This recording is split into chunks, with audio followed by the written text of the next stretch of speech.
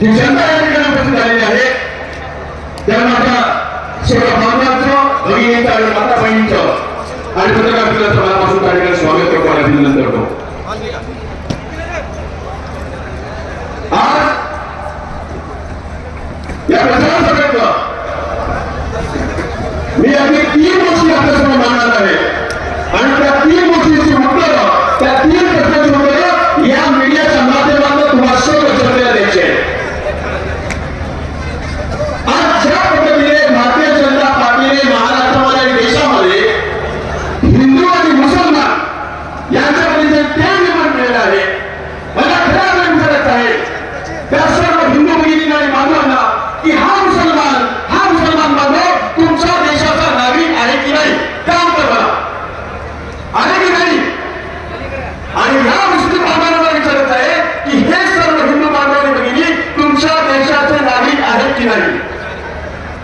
आणि जर आहे तर भारतीय जनता पक्षाच्या लोकांना, भारतीय जनता पक्षाच्या नेत्यांना हम आपको मस्जिद में निकाल के मस्जिद के घुस के बाहर निकाल के मारेंगे ही सांगायची वेळ. अरे तुझ्या बापाच्या फिरत असेल ना तर माझ्या मुस्लिम बांधवाच्या टोपी हात लावू नको, त्याच्या प्राणी हात लावू नको. नाही हा राजाच्या पुत्र असल्याच्या तुझी टोपी तुझी तारीख आली ना तर नाव राजाच्या पुत्र नाही. क्योंकि इस देश का मुस्लिम भी उतना ही देश का नागरिक है जितना इस देश का हिंदू इस देश का नागरिक है. और उसे इस नागरिक होने का अधिकार तूने नहीं, बाबा साहेब के इस संविधान ने दिया है. इस संविधान में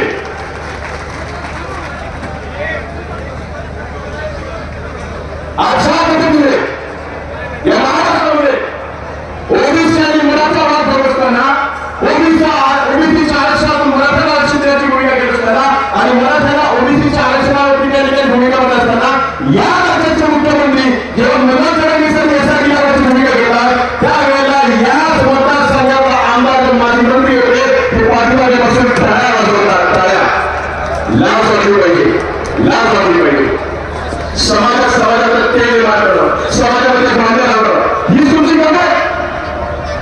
मी आपल्याला प्रामाणिकपणे विचारतो, माझ्या काही भगिनी या ठिकाणी बसलेल्या आहेत, तरी तुम्हाला 1500 रुपये तुमच्या खात्यावर आले की नाही आले की नाही आले की नाही आले.